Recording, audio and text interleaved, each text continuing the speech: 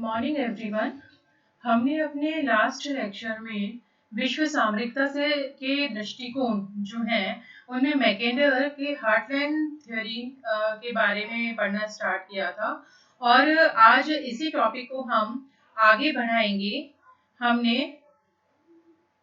मैकेंडर जो हुए हैं इन्होंने जो मानचित्र पर विश्व के स्थल भाग हैं उनको इन्होंने 3 भागों में विभाजित बताया था। आधार अथवा केंद्रीय क्षेत्र, दूसरा आंतरिक सीमावर्ती वृत्त और तीसरा बाहरी सीमावर्ती वृत्त। इसमें जो प्रथम स्तर है आधार अथवा केंद्रीय क्षेत्र, जिसको कि इन्होंने धुरी क्षेत्र भी कहा था और यही आगे चल के हार्टलैंड कहलाया था। इसके बारे में मैंने आप लोगों को बताया था और आज हम बात करते हैं जो द्वितीय स्तर है यानी कि आंतरिक सीमावर्ती अर्धवृत्त जो था उसके बारे में। मैंने आप लोगों को ये मैप दिखाया था। इसमें ये वाला जो भाग है ये तो आधार क्षेत्र हो गया और अब हम बात कर रहे हैं इस वाले क्षेत्र की जो आंतरिक सीमावर्ती अर्धवृत्त है, इसके बारे में अब हम बात करते हैं। तो मैकेंडर ने धुरी क्षेत्र के पश्चिम, दक्षिण, पूर्व में स्थित क्षेत्र को आंतरिक या सीमावर्ती अर्धचंद्राकार वृत्त कहा है और इसका विस्तार जो है वो उन्होंने यूरेशिया के स्कैंडिनेविया से लेकर के मंचूरिया तक बताया है।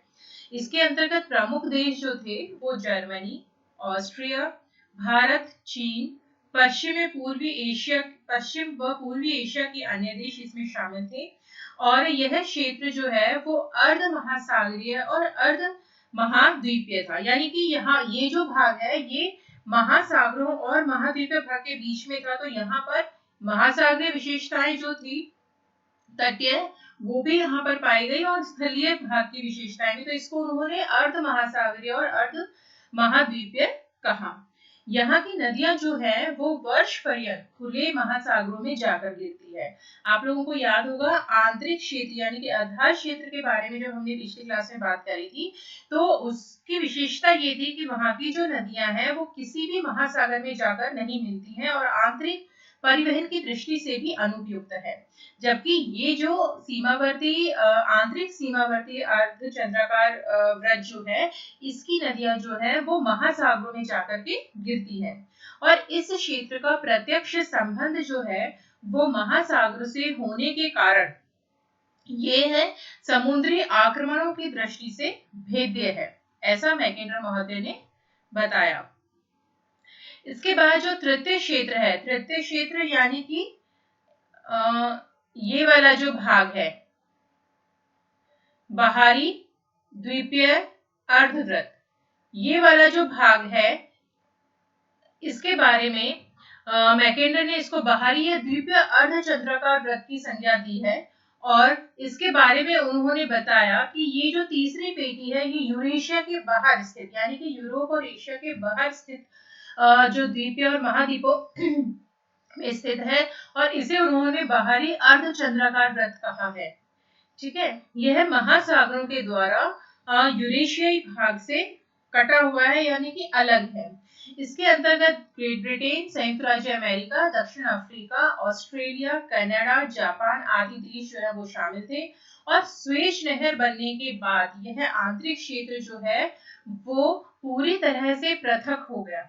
स्वेज नहर आपको पता होगा कि भूमध्य सागर जो है उसको लाल सागर जो है उससे जोड़ती है। ठीक है, तो उसके बनने के बाद ये जो भाग है ये आंतरिक क्षेत्र से बिल्कुल अलग हो गया। महासागरों के माध्यम से ये वाले जो बाहरी अर्धचंद्राकार वृत्त के देश जो थे वो आपस में महासागरों के माध्यम से एक दूसरे से संयुक्त थे, लेकिन आंतरिक क्षेत्र से इसका स्वेज कैनाल बनने के बाद संपर्क जो बिल्कुल अलग हो गया, इससे पृथक हो गया।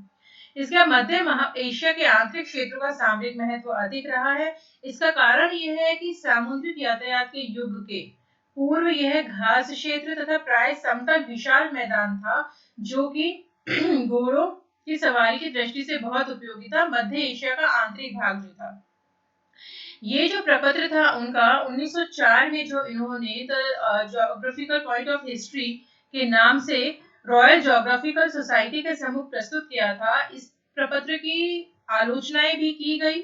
19वीं शताब्दी के मध्य में क्या हुआ कि रेलवे और स्वचालित मोटर वाहनों के विकास से जो हृदय स्थल था वो पुनः अपना सामरिक महत्व जो था उसको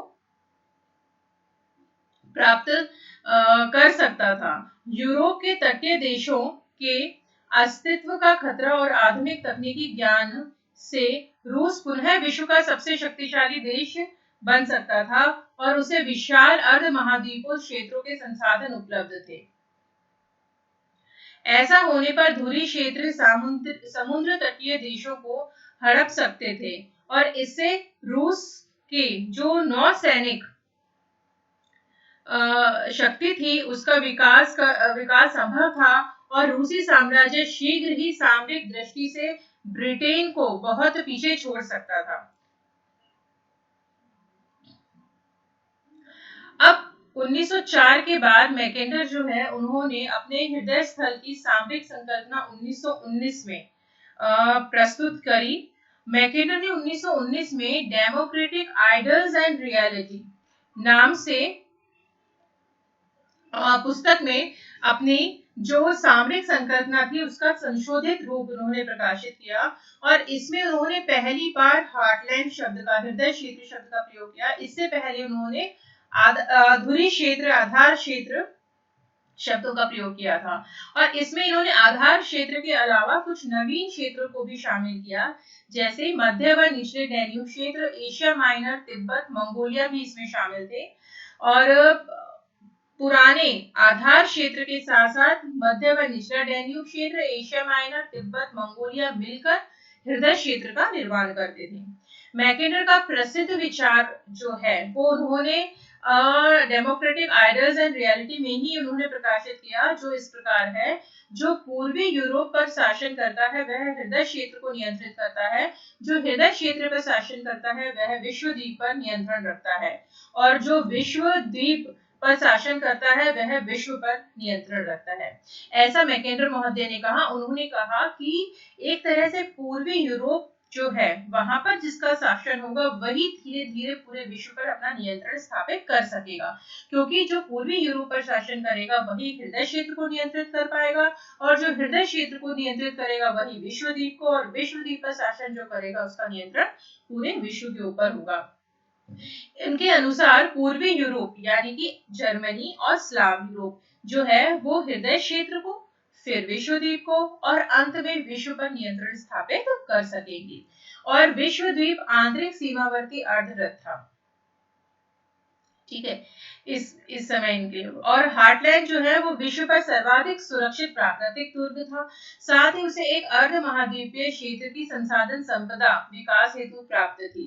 यह तीन ओर से अभेद अवरोधों से घिरा था जिसमें कि प्रवेश का एकमात्र द्वार दक्षिण पश्चिम में स्थित था और इस द्वार तक पहुंचने हेतु पूर्वी यूरोप के रास्ते ही गुजरना संभव था और पूर्वी यूरोप का शासक जो है वो इस द्वार का प्रहरी है और इसका स्वामी है, ऐसा मैकेंडर महोदय ने कहा। जैसे इस वाले मैप में आपको देखेंगे तो ये वाला जो हिस्सा है ये है पूर्वी यूरोप और ये है हार्टलैंड। ठीक है, तो मैकेंडर ने कहा कि जो इस पूर्वी यूरोप पर शासन करेगा वो ही इस हार्टलैंड पर इसका प्रहरी है, इसका मतलब स्वामी है, वो इस पे अधिकार कर सकेगा। इस पे जिसका अधिकार होगा हार्टलैंड पे वो विश्व द्वीप पर, और विश्व द्वीप पे जिसका शासन होगा वो विश्व पर शासन करने में सफल होगा। मैकेंडर ने कहा कि कोई भी शक्ति यदि हृदय क्षेत्र पर अधिकार करना चाहेगी तो वह पश्चिम की ओर से ही प्रवेश कर सकती थी और दोनों विश्व युद्धों के आक्रमणों से मैकेंडर के तथ्य को आधार मिला और जर्मनी सेना ने रूस पर आक्रमण किया किंतु अधिक अंदर तक वे इस क्षेत्र में प्रवेश नहीं कर सके। ये तो बात हुई मैकेंडर ने जो 1919 में हार्टलैंड प्रपत्र जो है उनका जो दिया उसके बारे में डेमोक्रेटिक आइडियाज एंड रियलिटी नामक उनकी बुक में। अब जो इनका 1943 में इन्होंने वापस हार्टलैंड में संशोधन किया, हार्टलैंड थ्योरी में, और मिडलैंड बेसिन संकल्पना भी दी, जिसके बारे में हम अपने नेक्स्ट क्लास में बात करेंगे। तब तक के लिए स्टे सेफ।